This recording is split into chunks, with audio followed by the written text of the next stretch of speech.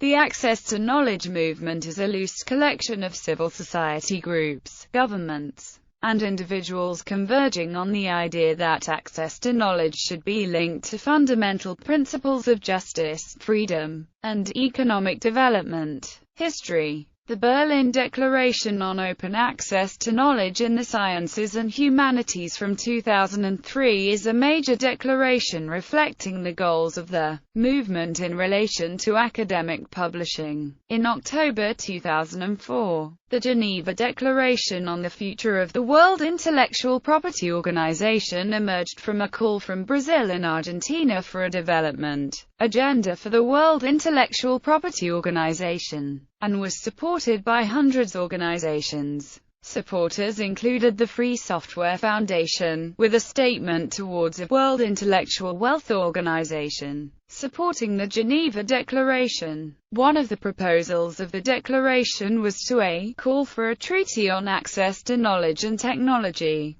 The Standing Committee on Patents and the Standing Committee on Copyright and Related Rights should solicit views from member countries and the public on elements of such a treaty. A shared discussion platform on A2k issues is the mailing list of that name, which was initiated around discussion of the Geneva Declaration. A draft A2k Treaty was later produced. The proposed treaty is intended to ease the transfer of knowledge to developing nations, and to secure the viability of open innovation systems all over the world. Human rights debate. Access to knowledge and science is protected by Article 27 of the Universal Declaration of Human Rights. The article balances the right of access with the right to protection of moral and material interests. Article 27. Everyone has the right freely to participate in the cultural life of the community, to enjoy the arts and to share in scientific advancement and its benefits.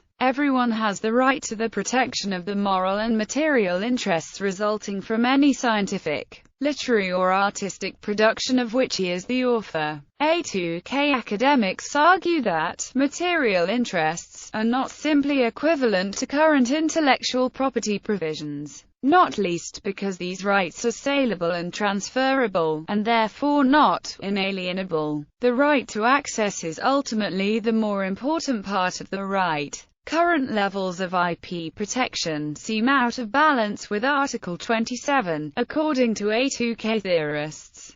In a very real sense, rights delayed are rights denied. Had access to oral rehydration therapy and second-generation vaccine technologies been delayed for 20 years, 3 million children would have died. Even for less life-and-death technologies, a 20-year delay works an immense limitation on enjoyment of the right. For cultural works, the situation is even worse. Protection lasts longer than a human lifetime. Supporters. Knowledge Ecology International CP texts say, the A2k movement takes concerns with copyright law and other regulations that affect knowledge and places them within an understandable social need and policy platform. Access to knowledge goods. Consumers International. Many different groups refer to the A2k movement.